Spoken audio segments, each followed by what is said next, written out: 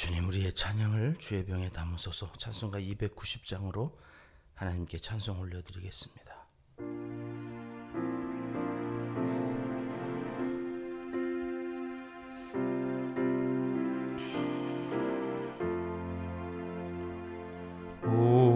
우리는 주님을 늘 배반하나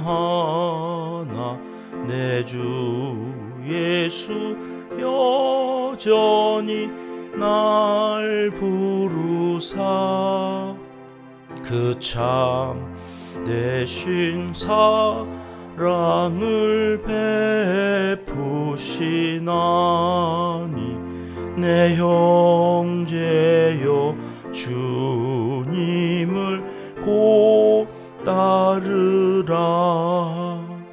주 널 위해 비네 주 널 위해 비네 주 널 위해 비네 항상 비시네.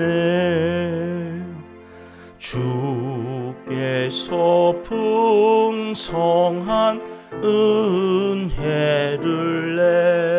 내려 내 영혼이 나날이 복 받으니 주 예수를 너희도 구주로 섬겨 곧 따르면 풍성한 복 받겠네.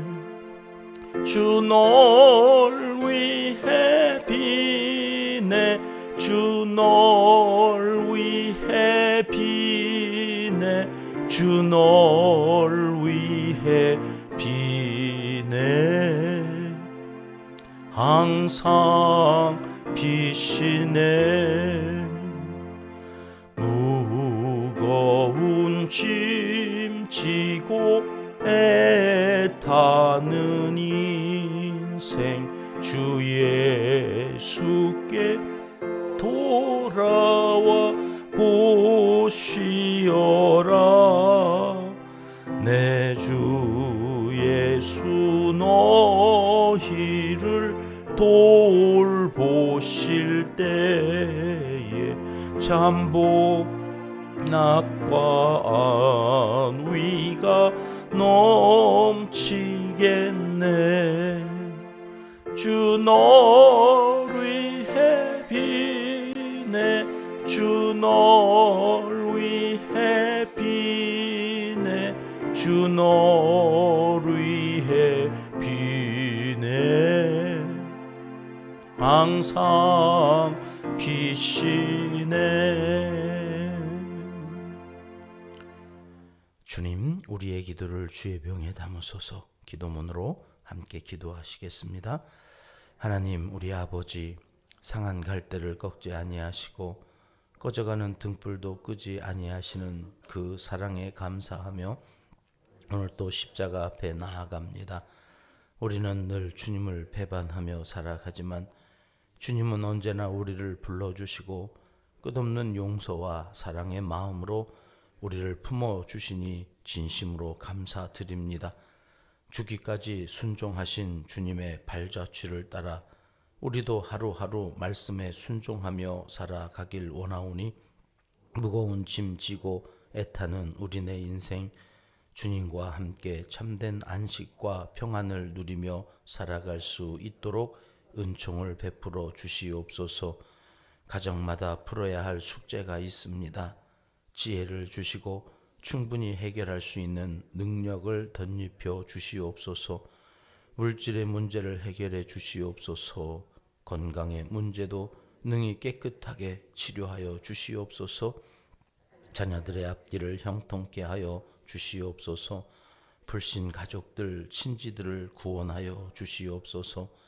자존감이 바닥을 칠 때 십자가에서 예수님 짜리 가치로 바꾸어 주신 그 사랑을 생각나게 하셔서 다시 용기 백배하여 일어설 수 있도록 믿음을 더하여 주시옵소서. 오늘도 여기 은평교회를 주목하여 주시고 선교와 구제 그리고 이 땅의 가정을 살리는 아름다운 사명을 잘 감당할 수 있도록 힘을 더하여 주시옵소서. 간절히 기도하는 모든 기도의 제목을 기억하여 주시고 모든 사명 감당하고도 남음이 있도록 모든 성도에게 지혜와 능력과 열심을 허락하여 주시옵소서.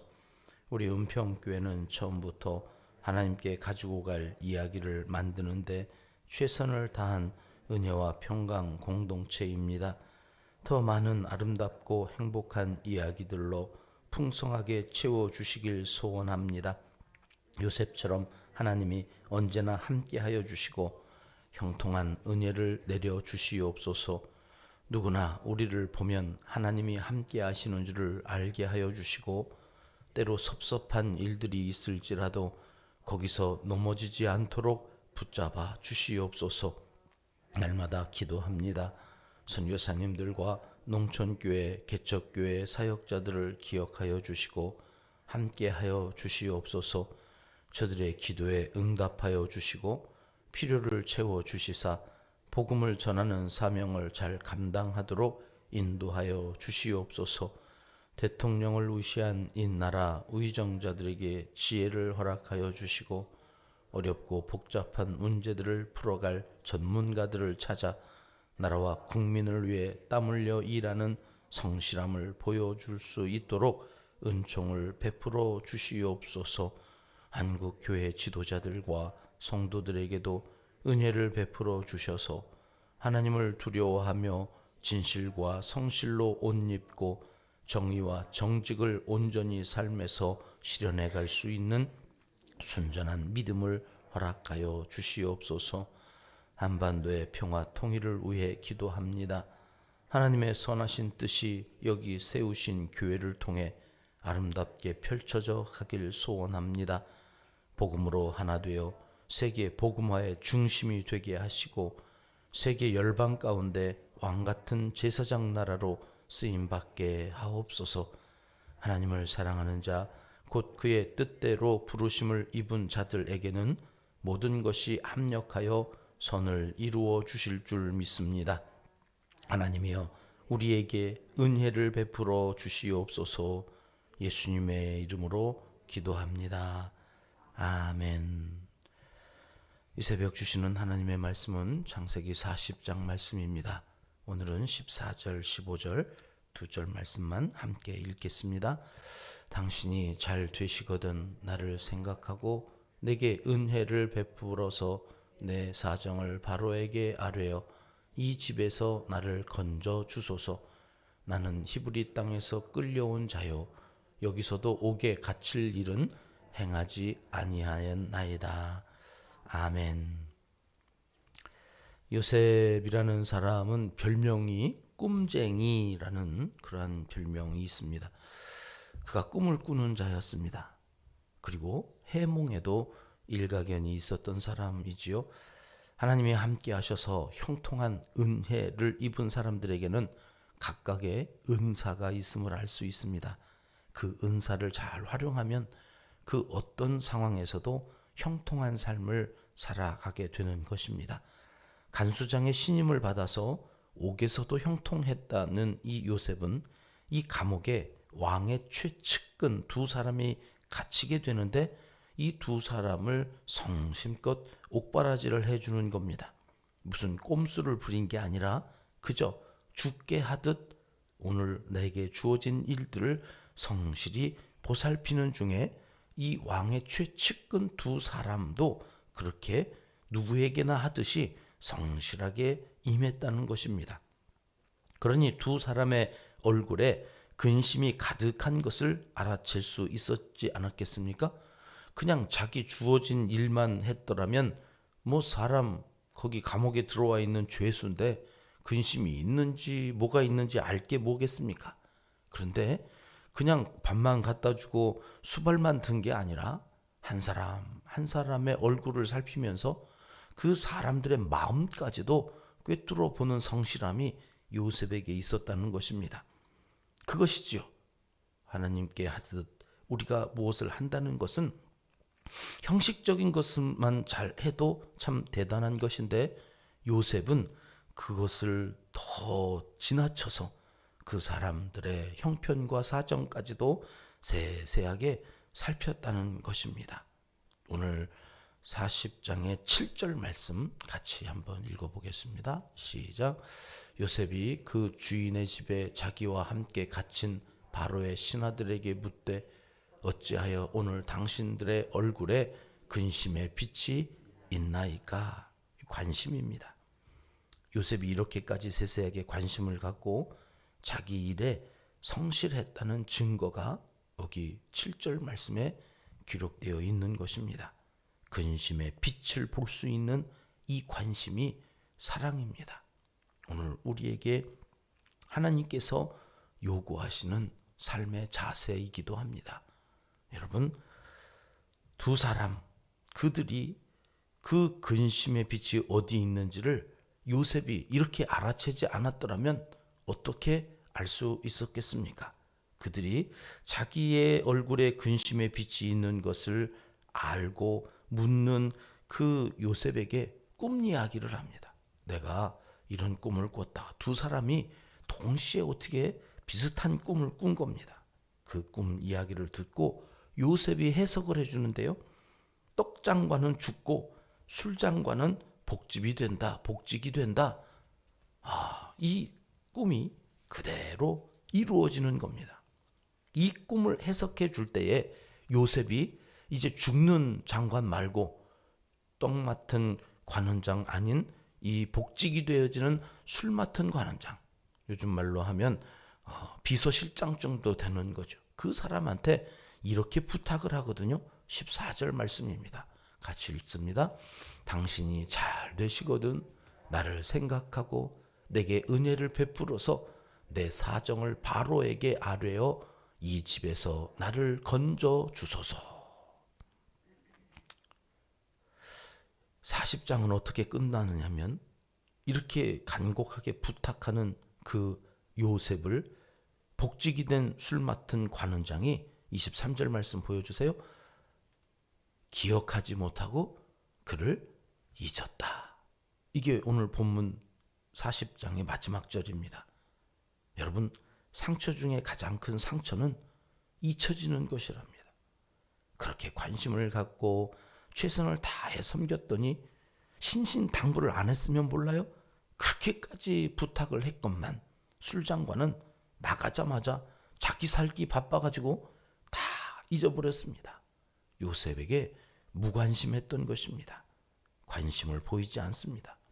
자, 요셉은 그렇게까지 옥바라지 하면서 관심을 보였는데 이 사람은 나가자마자 자기 살기 바빠가지고 요셉에게 무관심했다. 여러분, 무관심이 얼마나 무서운 죄인지 우리가 한 교회에서 실험을 했습니다. 제가 충분히 좋은 엄마 그 강의를 갔던 그 교회인데 그 교회 입구에다가 목사님이 유리컵에다가 양파를 담아 놓은 거예요. 그리고 거기에다가는 칭찬을 하라고 성도님들한테 지나가면서 그 입구에 있으니까 많은 사람들이 지나가면서 그 양파에다가는 우와 원더풀 막 이러면서 칭찬을 하는 거야. 너 어쩜 그렇게 이쁘게 생겼냐, 멋지다. 그리고 조금 떨어져 있는 그곳에 역시 그것도 사람들이 많이 다니는 그 환경이 비슷한 거죠. 똑같은 환경에다 놓고는 거기다 욕을 하라고 그랬어요. 욕을, 저주를 하라고 그랬어요. 이 못생겨가지고. 그리고 혀를 쭈쭈쭈쭈 짜라고 그랬어요. 그냥 감탄을 하는 양파와 그 욕을 먹은 저주받은 그 양파가 어떻게 바뀌느냐, 그런 실험들은 우리가 알고 있었는데 이 교회는 하나를 더 했어요. 사람들이 안다는 저쪽 구석에다가 똑같은 양파와 유리컵 물 담아서 갖다 놓고는 그쪽은 얼씬도 하지 말라고 그랬어요. 눈길도 주지 말라고 그랬어요. 여러분, 어떤 일들이 일어났을까요? 그 다음 주에 가보니까 그 칭찬 들었던 양파는 뿌리를 잘 내렸어요. 예쁘게 뿌리가 내려서 싱싱해 보여요. 욕먹은 그 유리컵의 양파는 듬성듬성 뿌리가 내려와 있어요. 이건 곧 죽겠다 싶을 정도로 파리해져요. 그런데 더 무서운 건 저쪽에 아무도 가서 눈길도 주지 않았던 그 양파는요, 썩었어요. 시커멓게 썩어 있어요. 무관심이 여러분 사랑의 반대말이라. 관심이 없어요. 교회가 뭔 일을 하든지 관심이 없어요. 나 기도하고 복 받으면 끝이에요. 예배 드렸으면 됐지 뭐. 관심이 없어요. 그러고도 하나님을 사랑한대요. 주 예수보다도 귀한 것은 없대요. 주님은 나를 위해서 십자가를 지셨다고 이 사순절을 보내면서도 아무 감각이 없어요. 그리고 기독교인이래요. 여러분, 무관심은 죄입니다. 시커멓게 주님의 마음이 썩어져 들어가는 것을 알아야 합니다. 초등학교 5학년 남학생이 제게 상담을 받으러 왔습니다. 대부분은 엄마가 끌고 오든지 학교에서 너 상담 40시간 받아야 징계를 푼다, 이래서 오는 애들인데, 얘는 엄마한테 자기가 상담받고 싶다고 그래서 자기가 알아서 온 애예요. 이 아이가 왜 왔는지 모르겠잖아요. 야, 너 왜 왔냐? 뭘 도와줄까? 이렇게 물었더니 이 애가 갑자기 울어요. 펑펑 울어요. 내가 뭐라고 그랬다고 이렇게 막 우나. 제가 걱정이 돼가지고 아무 소리 못하고 이제 티슈만 뽑아줬어. 이렇게 눈물 닦으라고. 그냥 막 바꾸서 더 서럽게 우는 거예요. 가만히 내버려 두고 있다가 좀 잦아지는 것 같아서 무슨 일이 있어서 왔는데 그렇게 우냐. 그랬더니 이 아이가 이렇게 얘기를 하는 거예요. 아빠가 저를 안 때려요. 아니, 아빠가 널 안 때리면 좋은 일인데 그렇게 울 일이냐. 이 아이가 사춘기가 좀 일찍 왔든지 말썽을 막 부리니까 아빠가 처음에는 때렸대요. 야단도 쳤대요. 그런데 어느 순간부터 안 때리는 거예요. 눈길도 안 주는 거예요. 그러니 그때 정신이 바짝 난 거예요. 아빠가 날 버리려나 보다. 아빠가 날 포기했나 보다. 아니, 어떻게 그래요? 잘못했으면 때려야죠. 어떻게 그렇게 관심이 없어요? 막 이러면서 아이가 버려질까봐 두려워가지고 이거 어떻게 풀어야 되나 이제 누구한테 말도 못하고 엄마 나 상담 좀 받게 해달라고 그래서 왔던 거예요. 그때 제가 알았어요. 잘못하면 때려야 되는 거구나. 아이들도 지가 잘못했는데 혼내지 않는 부모는 부모가 아니라고, 어른이 아니라고, 어떻게 그러냐고 이렇게 생각하는구나. 그때 알았습니다. 관심입니다. 무관심은 누군가에게 상처를 주는 일이기에 그게 죄가 된다는 걸 꼭 기억하셔야 합니다. 요셉은 형들에게 발려서 여기 노예로 끌려왔습니다. 그 상처가 얼마나 컸을까요? 남도 아니고 형들한테 인신매매를 당했으니 그 모멸감, 그 배신감, 그 모든 것을 이겨내고 성실하게 주인의 눈에 들어서 이젠 좀 살만한가 했더니 음녀의 희롱과 누명을 쓰고 감옥에 들어왔습니다. 그 감옥 속에서 아무도 나에게 관심을 갖지 않는 그때에 하나님은 함께 하셔서 은혜를 베푸셨다고. 그래서 이제는 꿈을 해몽해주고 그 사람이 나가면 나를 좀 바로에게 이야기해서 내가 히브리 사람이다.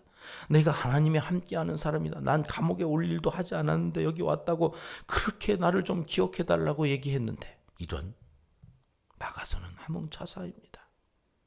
아무도 자기를 기억하고 있는 것 같지 않습니다. 사순절 셋째 날입니다. 십자가의 은혜가 얼마나 큰지 모릅니다. 그런데 그 은혜를 잊고 감사할 줄 모르는 그리스도인들이 얼마나 많은지, 요셉이 상처를 받은 이상으로 예수님도 상처를 받으시는 일이 많지 않을까 돌아봅니다. 아쉬울 때만이 아니라 늘 쉬지 않고 기도해야 하겠습니다. 주님이 외롭지 않도록 하나님 보고만 나와 함께 해달라고 하지 마시고 우리도 하나님과 함께하는 믿음의 행진을 계속해 나가는 복된 한날이 되시길 하나님은 이 새벽 간절히 원하시고 계십니다. 기도하겠습니다. 하나님 아버지, 술 맡은 관원장처럼 살기 바쁘다고 까맣게 요셉을 잊어버리고 산 것처럼 우리도 그렇게 예수님에 대해서, 교회에 대해서 아무 관심도 없이 그렇게 은혜를 잊어버리고 사는 삶은 아닌지 이 새벽 돌아봅니다. 사순절이 시작되었어도 자기의 믿음을 돌아보지 못하는 어리석은 자들이 교회 안에 있지 않도록 한 번 더 십자가를 생각하며 그 은혜 앞에서 감사하며 감격하며 살아가는 참된 믿음의 사람들이 되도록 우리를 다스려 주시옵소서. 우리를 인도하여 주시옵소서. 야복 강가에서 두 손 들고 항복하며 이제 복을 누리는 사람으로 살아갔던 야곱처럼 우리의 삶에 야복 강가가 있게 하시고 그곳에서 주님 주시는 복을 마음껏 노래하며 찬송하며 살아가는 하나님의 사람들이 다 되게 하여 주시옵소서. 예수님의 이름으로 기도드리옵나이다. 아멘. 주님 가르쳐 주신 기도입니다. 하늘에 계신 우리 아버지, 아버지의 이름을 거룩하게 하시며 아버지의 나라가 오게 하시며 아버지의 뜻이 하늘에서와 같이 땅에서도 이루어지게 하소서. 오늘 우리에게 일용할 양식을 주시고 우리가 우리에게 잘못한 사람을 용서하여 준 것 같이 우리 죄를 용서하여 주시고 우리를 시험에 빠지지 않게 하시고 악에서 구하소서. 나라와 권능과 영광이 영원히 아버지의 것입니다. 아멘. 자, 이렇게 기도하시겠습니다.